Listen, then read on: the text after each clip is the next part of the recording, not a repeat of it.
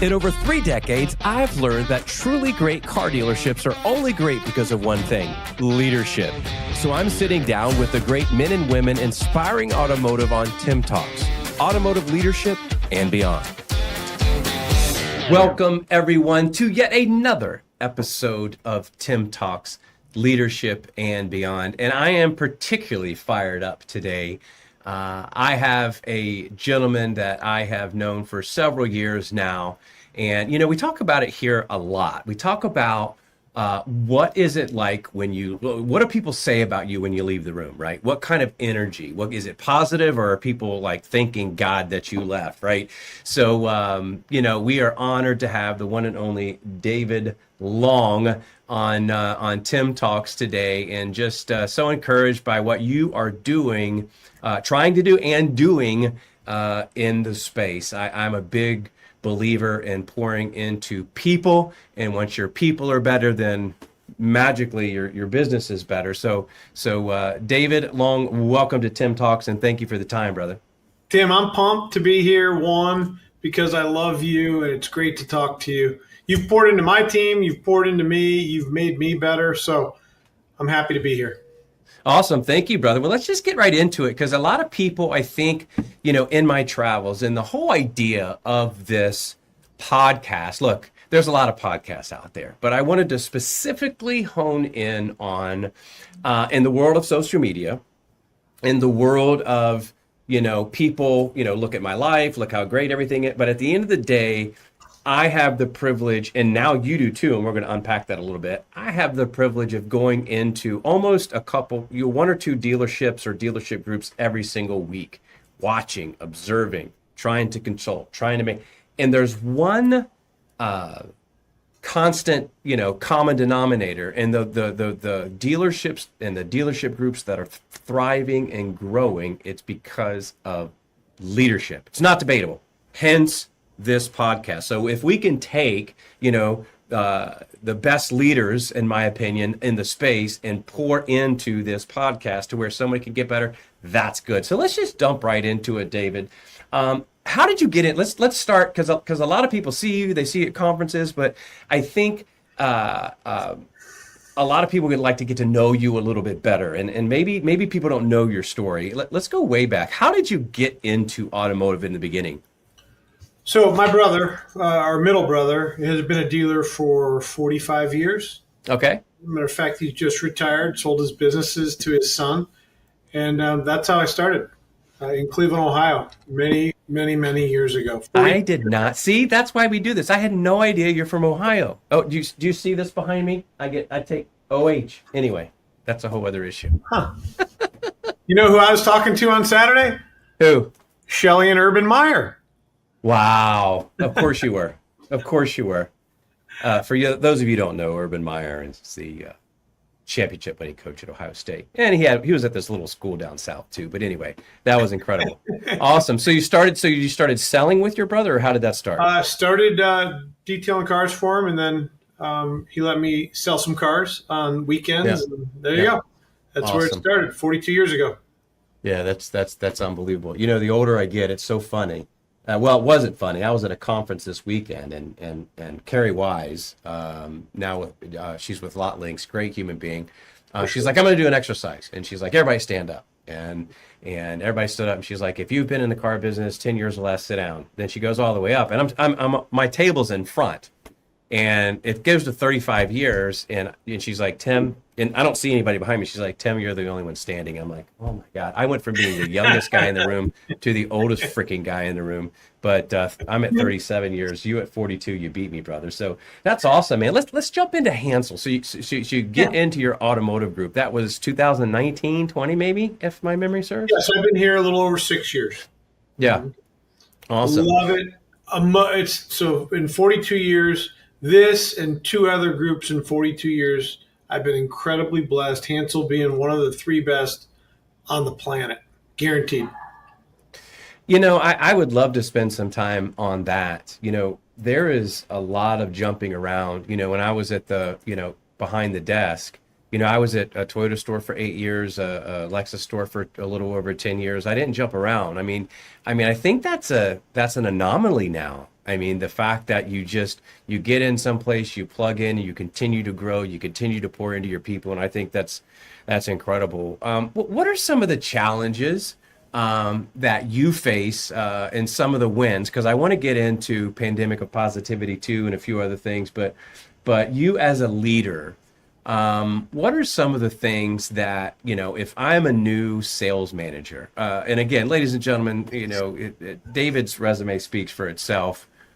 He's one of the people that actually do make a difference in his people, and you can see it in the numbers. But what would you tell that young sales manager on the desk? Maybe they're at a brand new group. Maybe it's even a young GM. Like, what would you, if you were to pour into that person and go back and tell either younger David, like what would you tell yourself, or what would you tell that younger person?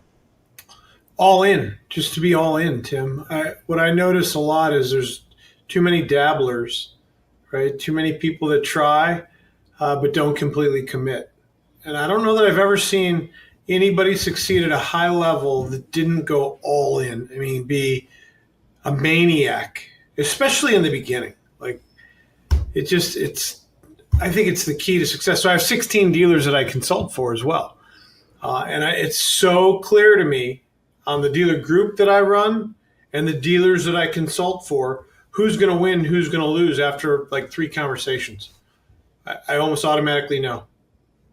Now say that one more time. Say that one more time, because I want that to sink in. So 16 dealerships that I consult for, along with the dealership group that I run, and I can tell with a high level of certainty after 2 or 3 conversations if somebody's going to get it and kill it. So what happens? What happens when they don't get it? Like, what is your thought process? Because I mean, we talk. I know you know Patrick Abad. I know you know Kevin. I know you know the crew, right? Mm-hmm. Like they live by it too. They hire slow, fire fast. If you don't get it, you don't get it. So what is your process there? So in my world, for my consulting business, for the things that I do inside and outside of work, is I have become incredibly deaf to what people say, but really clear. My vision has become exorbitantly clear. So the saying versus doing, when somebody agrees to do something and doesn't execute, it's just, I can no longer I'm 60 years old. Like, where expectations are clear, conversations are easy. And when the expectations are clear and we're not executing, it's just very clear to me that the person didn't pick up the message, that didn't get the memo, that isn't ever going to follow through. So, I mean, to me, that's when it's time to either get a little more clear or make a change. That sounds mean, doesn't it?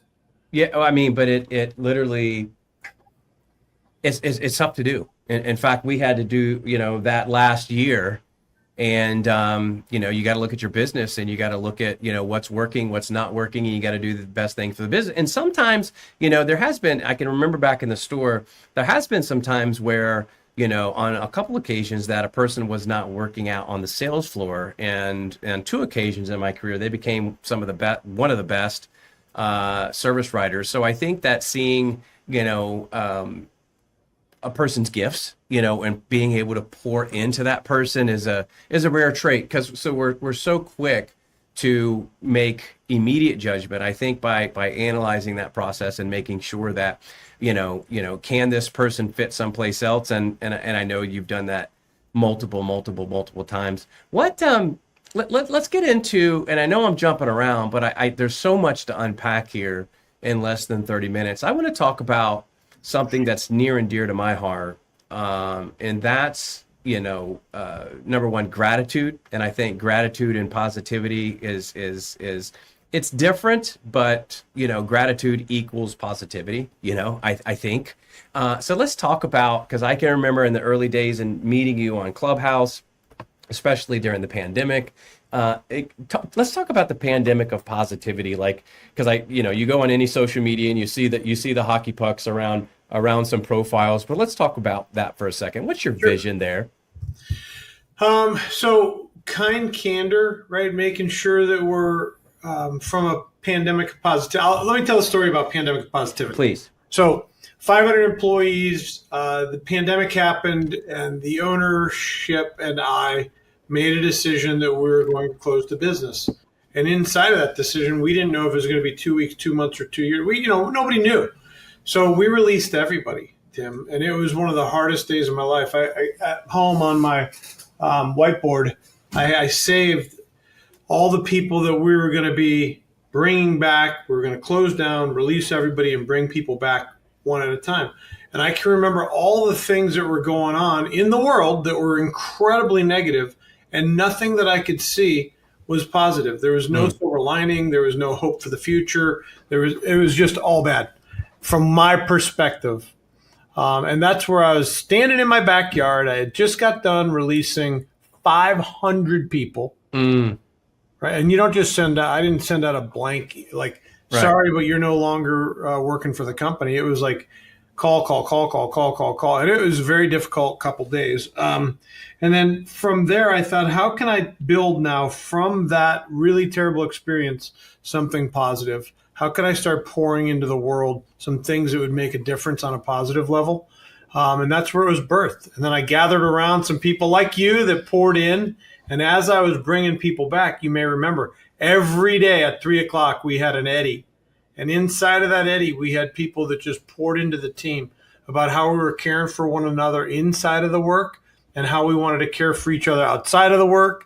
And I think that's really what solidified the team and made us who we are today. And we continue to have record year after record year and year over year growth every year. It's really been sensational. I think it has a lot to do with that flag that we stuck in the ground. What was that, 5 years ago now?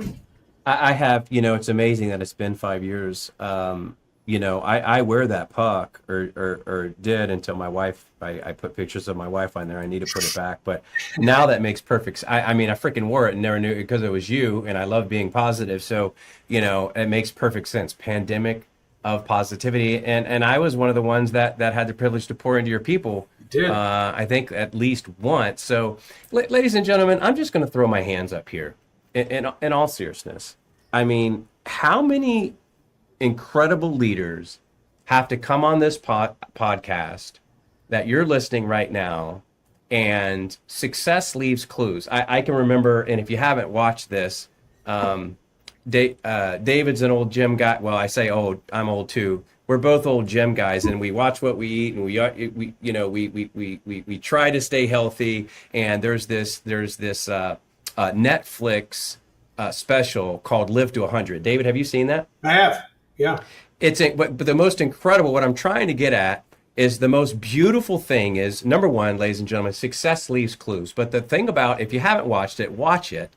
Because we all want to live healthy, and we all want to be with our family as long as we can. But it's the guy that literally, 30 years ago, I think, rode his bicycle across the world. And he was fascinated by the different countries and how many centurions, meaning how many people lived over 100.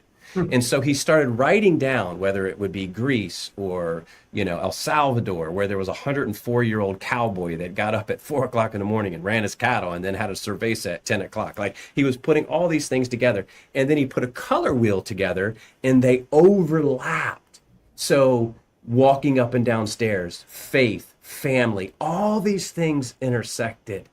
And ladies and gentlemen, I think, David is just the straw that broke the camel. I'm just telling you, you need to lean in a little bit. How many great leaders need to come on this podcast and tell very similar stories about pouring into their people?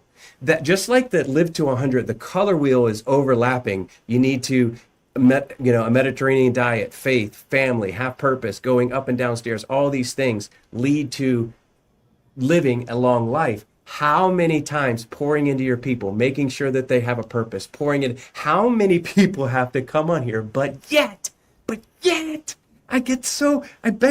have this evil word called pride. And we have this evil word that we're the smartest person in the room at every sales meeting, and we're going to bang our head down. And there's nothing wrong with being passionate. But ladies and gentlemen, take the time to pour into your people. I cannot stress this enough. We are bringing you the best of the best operators in the country. I've told the story probably a dozen times on here.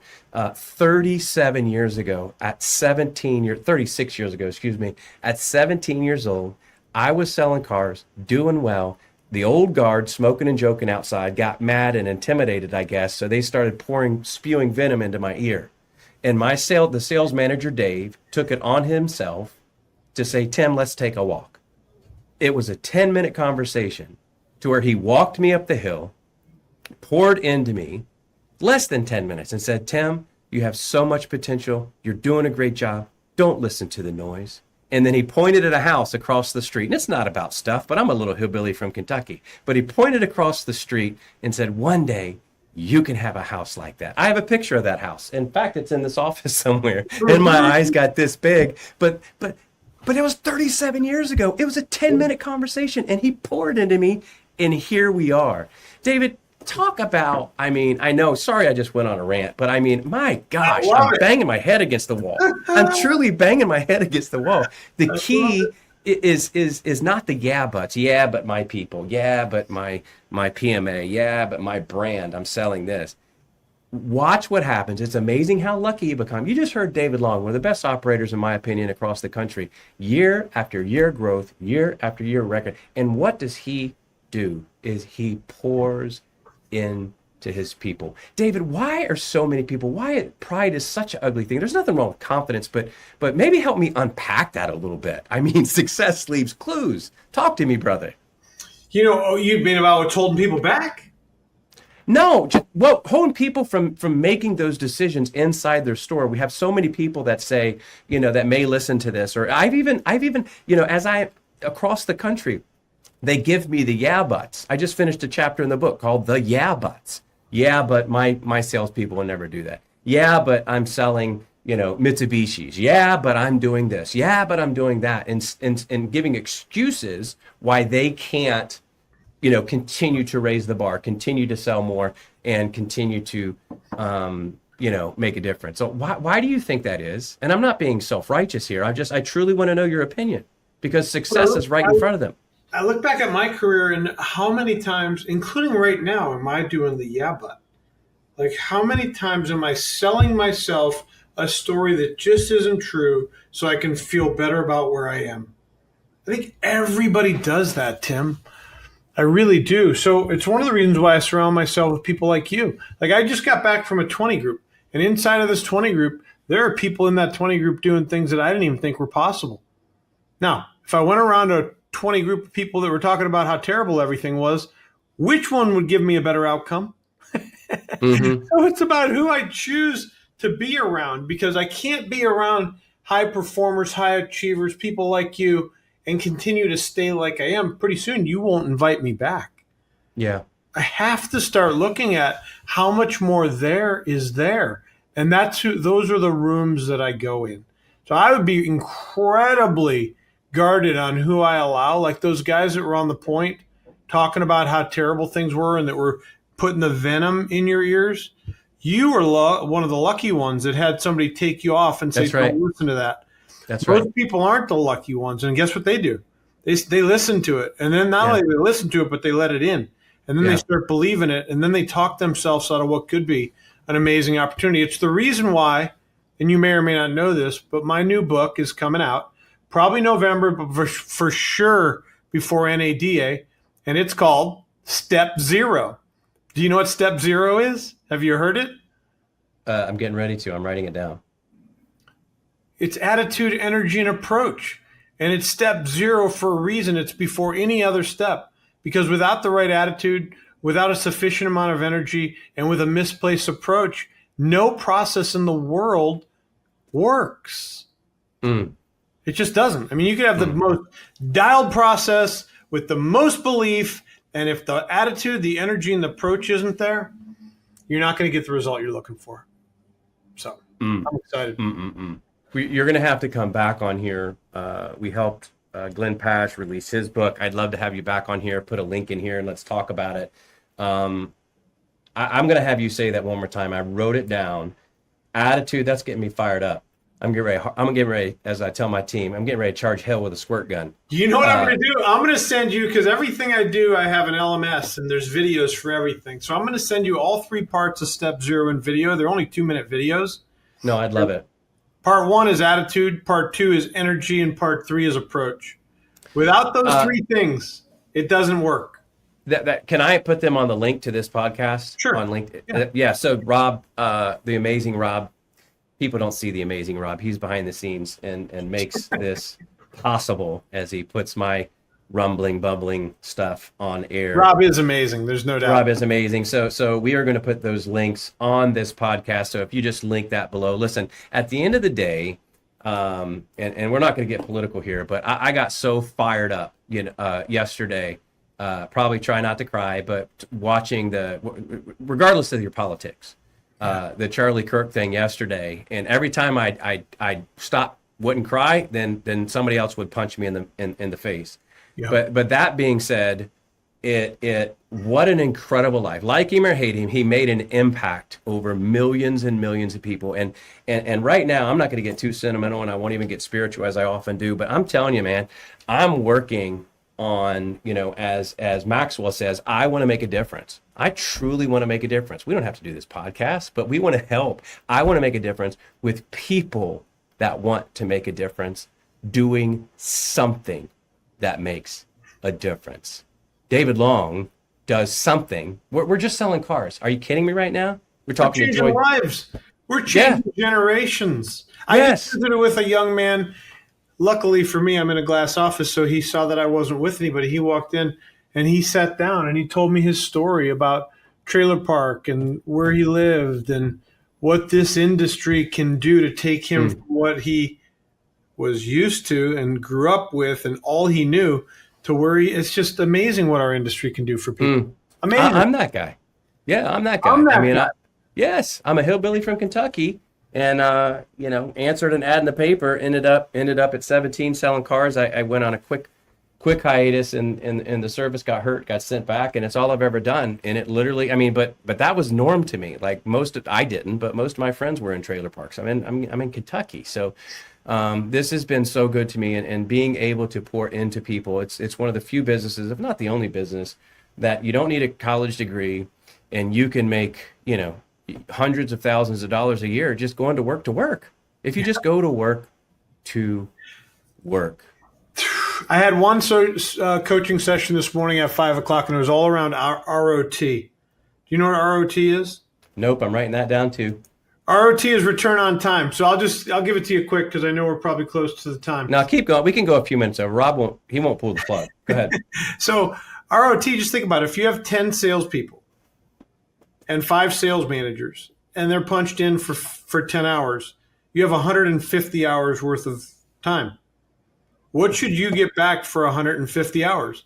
So the minute we can stop having unapplied time in our sales department like we do in our service department, we will never go backwards in sales. We will always go forward. I want you to think about it. If 10 salespeople, 5 sales managers sold 7 cars, and it was 3 hours apiece from the time you did the meet and greet to the time the customer took delivery, how many hours are left in the day? Just do the math.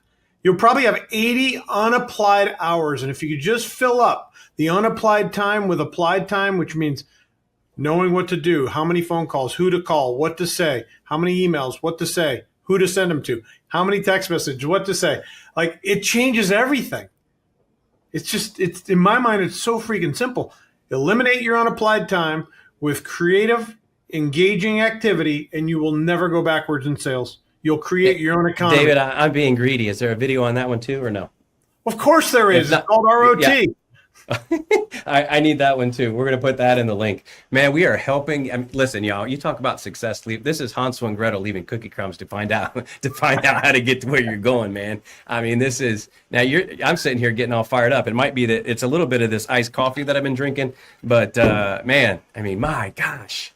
I sent you all 3 parts of. No, I'm sitting here looking at my phone, and I don't even know how. And the other thing is, like, I get Clubhouse notifications, and then I see David Long is joined in a room, and I'm not in it as much as I used to be because we made the decision about a year ago that I was going to go back to, what made CarNow car now, and that was, me spending a lot of time in the dealership. So I'm usually on a plane or headed to the airport, and it's freaking 7 a.m., which is 4 a.m. by the way, 4 a.m. Every day. your time.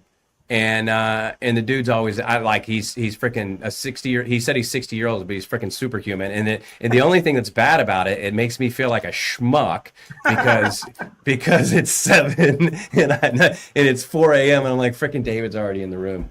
Listen, ladies and gentlemen, again, in a world where we have so many social media paper tigers, per se, to use a Rocky 3 reference, David lives it. And the fact that he's up at 4 a.m., he's pouring into people, he's consulting with 16 different dealerships, his idea of the pandemic of positivity, and pours into his people. Y'all, if there's anything else that I want you to get, you might not, number one, understand that no one's perfect, right? And you might not get it right all the time, but your people see through it. And if you're, and by the way, let me, just like different David, my manager almost 40 years ago, walked me up that hill. He didn't know the impact. And it was the Jake Sweeney group, and we have the privilege of having that group. I went back to try to find David. I'm trying to find him now, because that story's been shared with thousands and thousands of people. But one thing, it's great to have a great sales meeting. It's great to have a great Zoom meeting. But the power of the one-on-one, the power of pouring into people one-on-one, sending them maybe just a text or a phone call. I'm telling y'all, it's not the end-all be-all, but it's part of the puzzle, and it gets everybody's mind thinking the right way. David, as we land the plane, what do you want people to know? Like, I'm gonna ask you the same. I'm gonna ask you the same question that they asked Mr. Kirk a little while ago. What do you want to be remembered for? What do you want to be known for? And by the way, ladies and gentlemen, we don't rehearse any of this. Like, this is like, no, he didn't have time to prepare. But like, when people talk about David Long, what do you want them to immediately think about? Help me see the bigger picture. The David Long helped me see the bigger picture. And I wish I could be as eloquent as Charlie Kirk. I absolutely love that guy. I loved his message. My son loved his message. I think just love, hate can never drive more hate. More hate's not going to help us with this hate thing that's going on. So if I was going to leave anybody with anything, in the pandemic of positivity, there's 3 words that I'd leave you with. How can you help somebody feel the love you have for them, whether you know them or not? Right? Somebody in a crowd, somebody in a grocery store, somebody that's having a bad day, put a cup of coffee or a cold drink on their desk. How can you help somebody feel loved? You don't have to agree with them, but you can certainly help them feel loved. David, we could probably do an entire podcast on that. I think, and again, I'm careful not to be political, but I'll tell you this. There are people that are friends of mine that don't vote like I do. That there are people that are friends of mine that don't have the same faith I do, but I love them. Me too. And I do. And it's so, and I want to hear their side, because the old is it nature, nurture, how people brought up. People have different issues in life. Things happen. People see the world differently, and that's okay. But this on both sides of the fence, this anger and what a world it would be if we just communicated with each other, love people right where they're at, and just help everybody to get better. I'm passionate about that. That's the cornerstone of pandemic positivity. And then there's compassion, and then there's kindness. So just because I don't agree with you, you get flapped up and angry at me, I can still be compassionate, kind of like Charlie did. I never saw him get mad at somebody for having an opposing view, or even being mad about their view. Yeah. That's the compassion. And the kindness piece, I don't have to respond in kind, but I have to respond kind. And I believe when I do that, I impact the whole world. I impact myself. I impact the people I come in contact with. So that's what I'd leave this show with. Ladies and gentlemen, we have, I wish I had another 30 minutes, and maybe sometime we'll book a part 2. You've been listening to my dear friend, David Long. And when you talk about that circle, so I would encourage you, let's unpack a little bit about what David said. I want you to start looking at your circle. I want you to start looking at who is around you. Do you get energy from those people? Do you like, what is the situation? And if not, maybe they're going through something, so where you pour into them, to maybe where they think differently. I tell people all the time, there's so many things in life that, life happens. I was just I looked at a picture, I did a video 7 years ago, and it popped up on my Facebook feed. And ironically, maybe we won't post it in here, but it was 3 months before my house burnt down. Then my dad had a stroke. Then my mom passed away. And then, all this stuff. And I have aged like 20 years. And you still look great. I can't believe I had no gray hair. I didn't have any wrinkles. And boy, I just looked like I hit the ugly tree and went down every branch. But what my point is, life happens.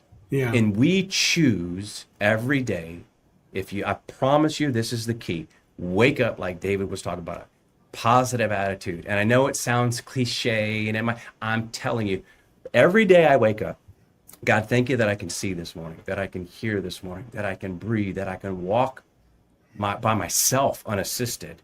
And God, just for today, that's my key. Just for today, let me treat people as though they're more important than me.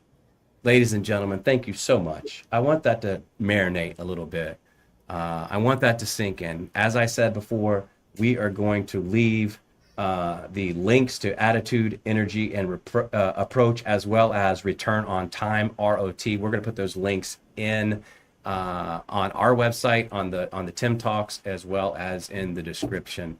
David, I can't thank you enough, buddy.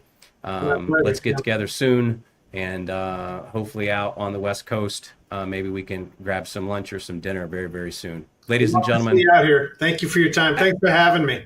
Absolutely. Just so encouraged by your words. I'm fired up. I can't wait to jump off of here and watch the videos, because look, everybody needs a coach, and that's a whole other thing. And I'll land the plane here, but again, that pride thing sets in where we think we have it all figured out. But it's amazing what happens when you start listening to different perspectives, different ideas. ROT is beautiful, and I can't wait. Ladies and gentlemen, thank you so much for tuning in for yet another episode of Tim Talks. Where we have just witnessed here, no one is smarter than everyone, and we will continue to desperately try to get better every single day. Thanks, David. We'll see you next time. Thank you, Tim. Have a great day.